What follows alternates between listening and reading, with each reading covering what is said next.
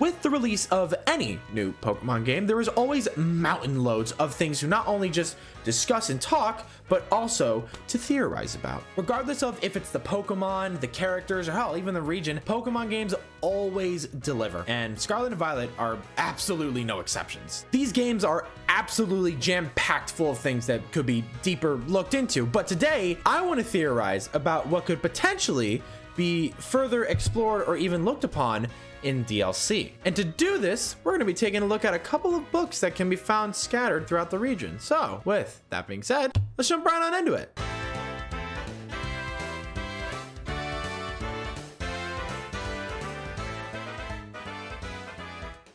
Also, before we even just get straight into delving into all the stuff that the books hold, I just want to say that there will be spoilers for this video if you guys have not already beat Scarlet or Violet or have been to Area Zero. So with that being said, you've been warned. Let's get right on into it. So the first place where we're going to be looking for books is actually within the academy, because as you all know, if you have entered the entrance hall, there is just a plethora of books all over the place. And the first one that we're going to be looking at is upstairs, and we're going to be doing this in order from which I think is least interesting to most interesting as to what could potentially be explored or looked at within DLC. And the first book that we're going to be looking at is this book right here, and it is titled Hall of Fame Badges, a Record. And it says right here, our academy honors students and graduates that achieve outstanding results, no matter the field, that is very important, with a Hall of Fame badge. We hope students will be encouraged to follow their passions wherever they may lead. Now, that one part that says no matter the field is very important, because as we press A one more time, we see a list of names and they're all familiar. But only 2 of these characters, to our knowledge, have actually become champions, which would require them to be in the Hall of Fame. That is why it said no matter the field. And as we see here, the first name we see is Sada, the professor, obviously. And then we see the 4 main characters' names, that being yours, Nimona, Arvin, and Penny's. But then there are 4 other names that are entirely crossed out. Now, I think we may have a possibility of seeing some of these characters within the DLC, just like how we saw the previous champions in the Sword and Shield DLC, that being Mustard and Peony. Maybe they'll do something similar like this. Who knows? Now, the next book that we're going to want to take a look at is actually downstairs, and this one is easily more interesting and is jam-packed full of so much stuff to talk about. And that is going to be actually a copy of the Scarlet or Violet book. As it says here, it's the Scarlet book, the mysterious red tome. Do you want to read it? You're going to click yes, and immediately you're going to see that there are a ton of different sections to read about. But the first one we're going to be taking a look at is the adventure into Area Zero. And with this, it's just telling us like, oh, basically like, oh, our journeys into the Area Zero, we've never seen anything like it, blah, blah, blah, blah, blah. It's not a place for humankind. But then we go into the next one, and the 3 sections that I'm going to be talking about first within this book are all going to be somewhat similar and related, because as we see here, I'm going to read the paragraph first. A photograph of a spot where the survey team rested on day 2 of the expedition. Note the strange symbols inscribed on the ground here. Were they left by explorers in the time of the Paldean Empire, or could they be older still? Regardless, they seem as if they must hold some meaning. Now, one thing that this mentions is the Paldean Empire. If you have not gone through and done any of your history classes, they talk about the Paldean Empire. And if you want a full video going through everything of the Paldean Empire, leave a comment down below if you guys want that, because I would genuinely be so excited to talk about the Paldean Empire. But now let's take a look at the image here, because this we can actually find in the area where you can find Iron Valiant if you are playing Violet, or Roaring Moon if you are playing Scarlet. And funnily enough, this isn't the first time we've seen this image, because not only is it literally right there in the top right corner of the book, but it is also on the cover of the games. You'll see with this picture that I'm putting up here. This first section, which we're going to be talking about, is going to be delving into these symbols. Now, the next section of this book that we're going to be taking a look into is called Mysterious Plates, and it's just the same exact thing. And I'm going to read the paragraph first. During our descent into Area Zero, we came across a buried metal plate inscribed with a strange symbol. We attempted to shave off a piece of the plate, but failed to even leave a scratch. Determining the nature of the metal seems beyond modern science. We know not why the inscription was made, let alone how. And once again, it is on the cover of the game, and in the top left corner, of this book here. And now the last one that I was able to find is actually within this one called A Phantom Memory. And as we see here, I'm gonna actually address this one first, the image, because it is in this time the bottom left corner of this book, and once again on the cover, and it just looks like a bunch of hexagons enveloping each other. I have absolutely no idea what this is. If you guys have any idea as to what this may be referencing, feel free to drop a comment below. But this story right here is very interesting, and it talks about someone who I will actually reveal to you guys in just a second. During our exploration of Area Zero's depths, I, Heath, strayed from the team and was later found unconscious. When awoken, I could only recall speaking with someone in an unfamiliar place, as if in a dream. When I was found, I was holding the page shown here. The handwriting is my own, but I have no memory of writing this. Now, first off, you may be wondering, who the hell is Heath? Well, actually, while going through the book, it tells you about the author of this book in this section right here about the author. And we are taught and told that the author of this book is actually a man named Heath. So that is very interesting. Now, these next two sections are easily some of the most debatable ones and ones that we can theorize about. The next one is an imagined Pokemon. And the moment we open it, we are greeted with this image, which is very, very interesting because it looks like a cross hybrid of Suicune, Entei, and Raikou, the crystal thing on top of Suicune's head, the fangs of Entei, and then the legs overall of Raikou. But the thing is that if you all know Gen 2 lore or even anything about the legendary dogs, you would know that these three Pokemon didn't exist way back in the ancient times because they were created by Ho-Oh. So why this is in the book, I have no idea. If we'll even see this Pokemon in the game, that's up to Game Freak for them to include within the game. I don't know, but it says here in the paragraph, a drawing of a fantastical Pokemon envisioned by our sketch artist.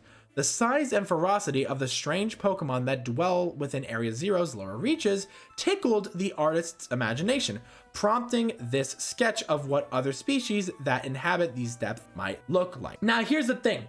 It says right here that this entire sketch was prompted by the artist's imagination, the same artist that's been drawing everything within this book for us to look at. But I don't know. I don't think it's a coincidence that it just so happens to be like a cross fusion hybrid of a Pokemon that would be later to come within the timeline of the Pokemon history.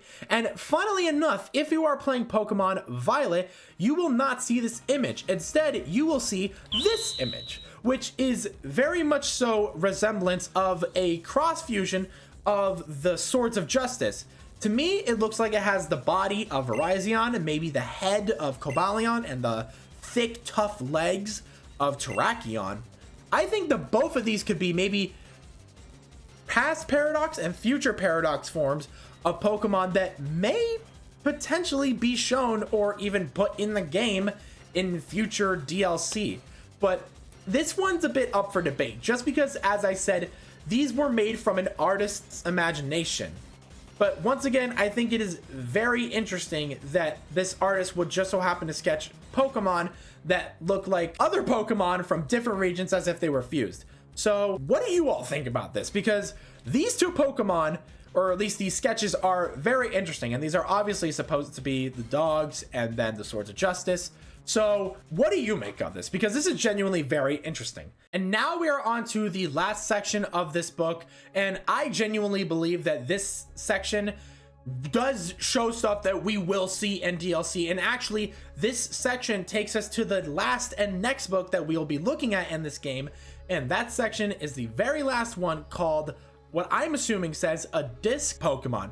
And as I open it up, as we see here, there is an image that we will talk about in just 1 second, but I'm going to try my best to fill in all of the blanks here in the paragraph. And what I believe this says is, while separated from the research team in the crater's depths, I found a strange entity. Whether it was a Pokemon or even alive at all, I know not. It bore a shell with layers of overlapping hexagons and gleamed brighter than any gemstone. Veiled as a whole, it resembled a mysterious, brilliant disc. Now, if we take a look over at the image, this looks absolutely like nothing we've ever seen before. But the thing that entices me the most is how it describes this Pokemon. It bore a shell of overlapping hexagons. What other Pokemon do we know that has a bunch of hexagons on what we could assume is its shell? The only one that comes to mind is Zygarde.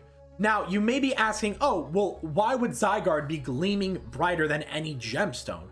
Well, maybe that's because it's terastallized. Maybe Zygarde is the creator of terastallization. That we will get into after we are done discussing this image, because when I look at this image, it looks like a fish. It genuinely looks like a fish from a Dr. Seuss book, with the oval being the main body, the head obviously on the left, and then maybe the tail coming out of the back. I don't know. This is very hard to make out. But then there's the giant like circle with the hexagons at the top and then the dark part on the bottom. But then there are also planets surrounding this, whatever this thing is. So this is easily one of the biggest mysteries to me. And I genuinely hope that this, whatever this is, gets explored in the DLC. Now, to take us to the next book, which actually I believe will further elaborate as to what this could be, is actually found within Area 0 and one of the research stations. In the research station, there are 2 books, but only one of them talks about what we just read about. And this book right here says this. I'm gonna try and fill in the blanks like I did with the last one. We've determined that this energy crystallization is linked to the being we call Zygarde. The interlocking hexagonal plates that comprises Zygarde's shell must somehow cause this phenomenon, which I've dubbed terastallizing. Now, why do I think this is Zygarde? I only have one thing to go off of. Well, I believe that this is Zygarde for a multitude of reasons. The number one being, if Kalos, being France, is supposed to accurately represent where it is in the real world, that would mean that Paldea is literally its neighbor. So when AZ shot off the gigantic weapon and it came right back down and created a giant explosion, it may not have landed anywhere in Kalos. Instead, it may have landed within the Great Crater, or even didn't land in it, but instead created the crater. And maybe therefore created terastallization, and who knows, maybe Zygarde was involved into it somehow as well. Because if we go and take a look at our map, or even just any map of Paldea, it's very interesting that in the direct center of the region, there is just this giant crater. I like to believe that it was created by something, therefore being the ancient weapon that AZ created. And honestly, I would just like to see more of Zygarde and hope that Zygarde's story just gets fully complete, or just fully talked about, because Zygarde got very shafted within not only the X and Y games, but as they attempted to try and involve it in the Sun and Moon games, I don't think they did the best that they could. Now, let's talk about one other thing that this could possibly be. Instead of this being Zygarde, maybe instead it just is a very coincidental Pokemon that also shares hexagons, which could very well be the 3rd legendary of this game, because Koraidon and Miraidon are just paradox forms of Cyclizar. It's very obvious and straight up told to us. And if we go back over to this book, this looks absolutely nothing like Zygarde. The only thing that we have to go off of is the hexagons. So what do you guys think? Are you guys team Zygarde, or are you guys team 3rd legendary? Leave your comments down below. But with that being said, that is going to be the end of this video. If you all have enjoyed the video, please be sure to go ahead and slap that like button and comment down below what your favorite part was, or if you want me to elaborate on any of the topics that we may have talked about today. And while you're here still, why don't you go ahead and hit that subscribe button and click that notification bell so you're always notified for whenever I post a new video. With that being said, ladies and gentlemen, my name is Ega Media, and I'll catch you all in the next video. Take it easy. Life is like a paradise. Life is like a paradise. All I really wanna know. Life is like a paradise. Life is like a paradise. Where the hell did I'ma go? Life is like a paradise. Life is like a paradise. All the way around the globe.